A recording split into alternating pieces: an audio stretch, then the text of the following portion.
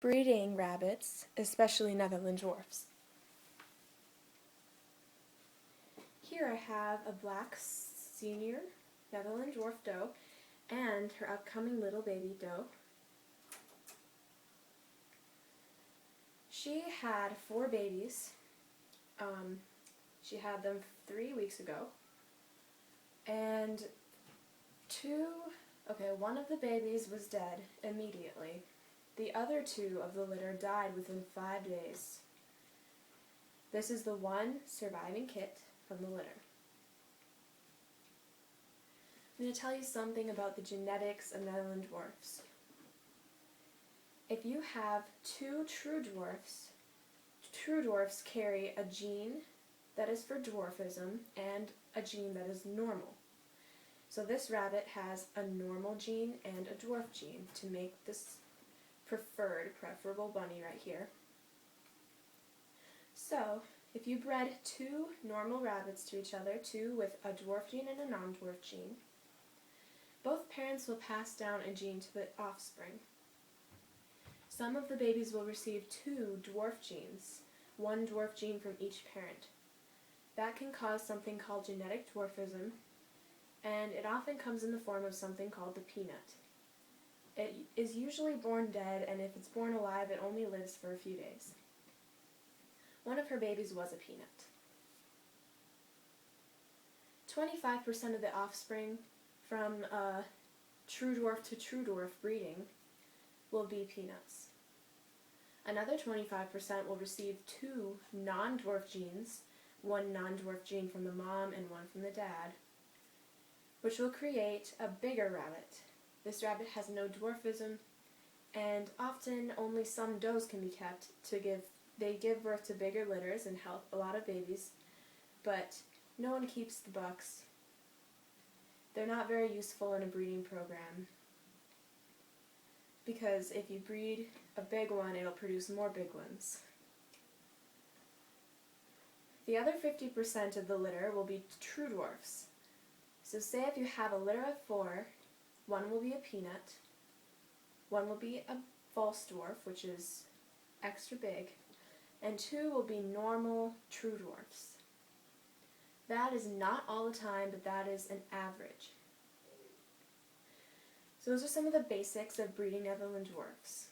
There are a couple other kinds of mutation and dwarfism that can occur, such as in her litter.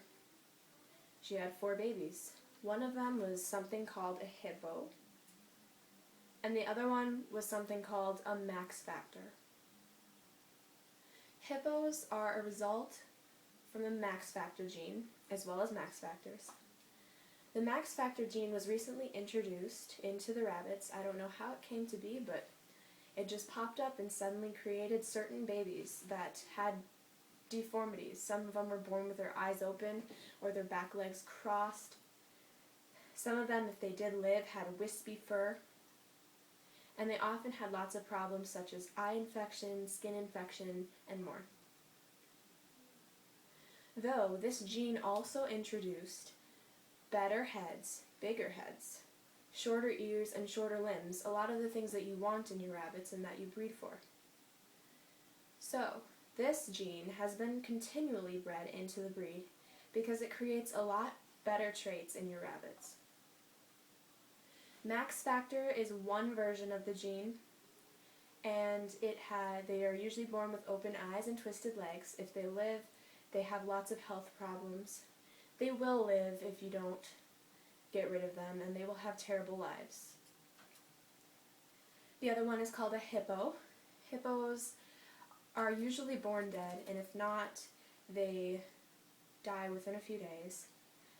They seem normal, they seem nice, but they are usually missing tails, and many of them are usually missing important parts of the digestive tract, so they cannot excrete fluids, and they eventually die.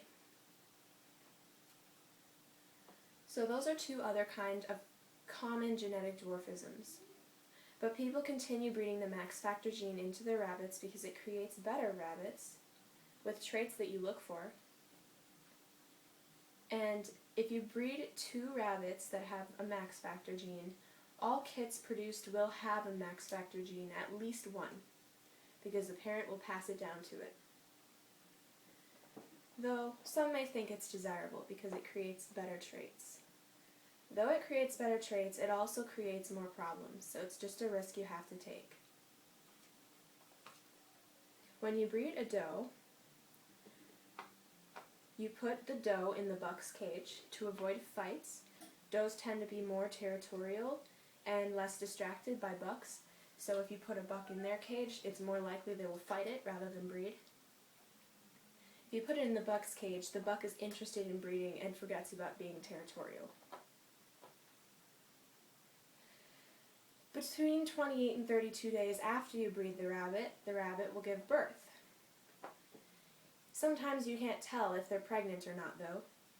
The one way that is common among breeders is around 10 and 12 days, and between that time, you can do something called palpation. You take the doe, flip it onto its backside, and slowly and gently feel into the womb area, feeling for grape-sized fetuses at that time. Also, you can tell if your rabbit suddenly has a bigger appetite, starts drinking more, and of course, before it gives birth, it's going to be larger and a little heavier for the pregnancy. You want to put the nest box in 1 to 2 days before the first possible due date. So, I usually put the boxes in on day 27 after breeding. If the rabbit starts to build a nest, you can expect babies within a day. Once the babies are 10 days old, their eyes are open, they have some fur, and their ears open too by then. This baby is 3 weeks old currently. Something you want to do right away when your babies are born is you need to look in the nest box to remove any dead kits or any material from pregnancy that the mother did not take care of. You don't want that rotting with the babies. You want to check to see that the mother did a good job making a good nest and lining it with everything, the fur from her tummy and with hay. The rabbits will pull fur from their stomach and from their nipples area to line the nest and make it able for the babies to suckle.